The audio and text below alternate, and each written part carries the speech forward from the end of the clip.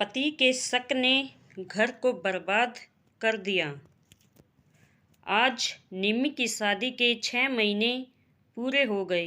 गरीबी के कारण उसके माता पिता ने उसकी शादी एक ऐसे इंसान से की जिसकी पहली औरत स्वर्गवासी हो गई थी, पर उसे इस बात से कोई फ़र्क नहीं पड़ता।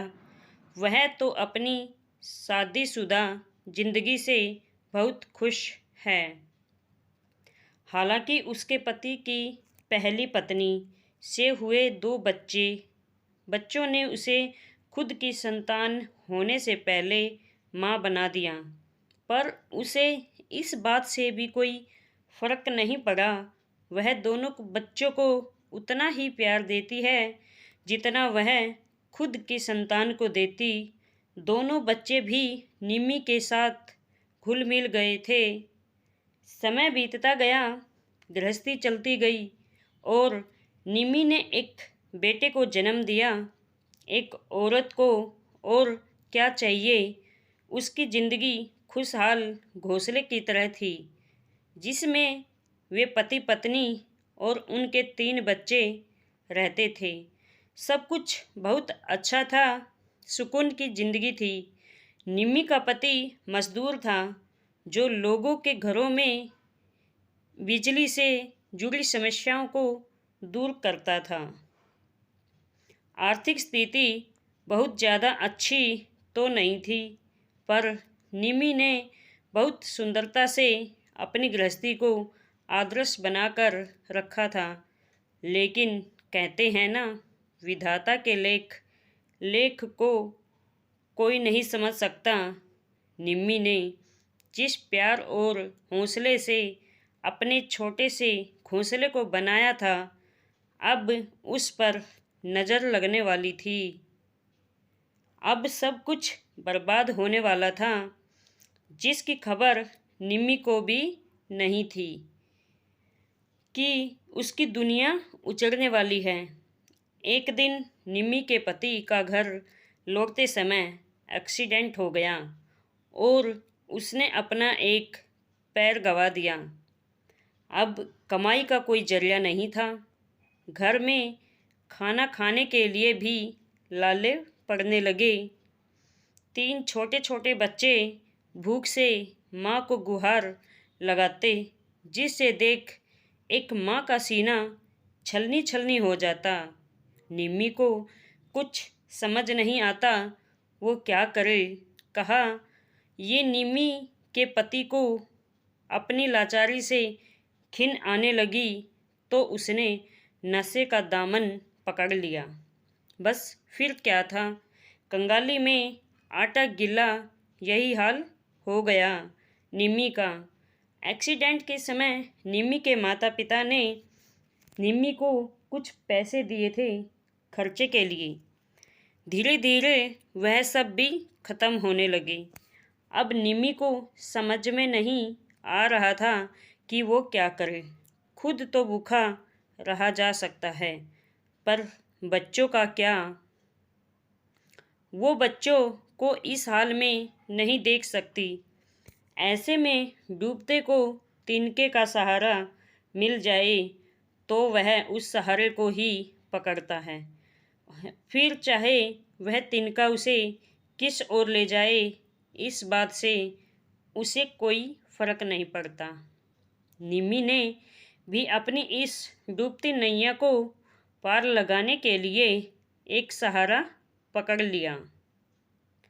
उसे किसी ने बताया कि लोगों के घरों में चूल्हा चौका करके तुम अपना घर चला सकती हो। तो निम्मी ने भी 2-3 घरों में झाड़ू पोछे का काम पकड़ लिया। घर में राशन आने लगा, पैसे आने लगे, बच्चों की छोटी मोटी ज़रूरतें पूरी होने लगी। अब बच्चों को भूखा नहीं रहना पड़ता था और एक माँ अपने बच्चों के लिए कुछ भी करने को तैयार हो जाती है। और निम्मी ने भी वही किया, पर नशा इंसान की बुद्धि को छीण कर देता है और घर से बाहर जाकर काम कर रही है। इस बात से निम्मी के पति को परेशानी होने लगी। वह उस पर उल्टे सीधे इल्ज़ाम लगाता, यहाँ तक कि उसे बदचालन कहकर भी बुलाने लगा। उसको लगता कि वो बाहर जा रही तो उसका किसी से चक्कर चल रहा है। निम्मी को उसके इस व्यवहार से बहुत दुख पहुंचता, लेकिन क्या करती, काम वह छोड़ नहीं सकती थी, क्योंकि निम्मी का पति अपाहिजता के कारण कुछ काम नहीं कर सकता था और यही कारण उसका चिड़चिड़ापन भी बढ़ रहा था। वो कुछ न सुनना चाहता और न कुछ समझना चाहता है। वह चुपचाप सब कुछ सुनते हुए, सहते हुए अपने कर्तव्यों को पूरा कर रही थी, क्योंकि निम्मी के पास कोई और दूसरा रास्ता नहीं था। अगर सब छोड़कर घर बैठ जाए तो वो बच्चों को बिलखता नहीं देख सकती। इसीलिए पति की बातों को अनदेखा कर वो बच्चों के लिए जहर का घूंट पी रही थी। एक औरत अपनी गृहस्थी को बचाने के लिए हर वह प्रयत्न कर रही जो वह कर सकती थी। फिर एक दिन वह हुआ जिसके बारे में निम्मी ने कभी नहीं सोचा था। वह काम से घर लौटकर आई तो देखा कि उसका पति बिस्तर पर नहीं था। बच्चे भी उसे कहीं नहीं दिख रहे थे। वह घबराकर घर में इधर उधर देखने लगी। तब उसे वह देखने को मिला जो वह सपने में भी कल्पना नहीं कर सकती थी। जमीन में उसके तीनों बच्चे नश्वर पड़े थे और उसका पति बच्चों के सामने सिर पर हाथ रखे बैठा हुआ था।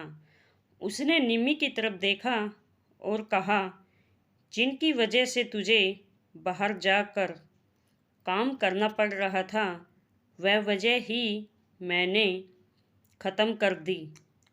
निम्मी के पति को शक का कीड़ा खा गया था। दिन भर नशे में रहने की वजह से उसने अपनी सोच और समझ दोनों खो दी थी। निम्मी ने जिस संकट और विपत्ति के तूफान में अब तक अपने घोंसले को बचा कर रखा था, अब वह घोंसला बर्बाद हो गया था। और अब निम्मी ने सोचा, जिसके लिए वो यहाँ रुकी थी वो वजह ही ख़त्म हो गई। निम्मी ने पुलिस को फ़ोन किया, क्योंकि वो अपने बच्चों के कातिल को ऐसे छोड़ना नहीं चाहती थी। एक शक्के के कीड़े ने सब बर्बाद कर दिया। अब निम्मी अकेले ही जिंदगी जी रही है।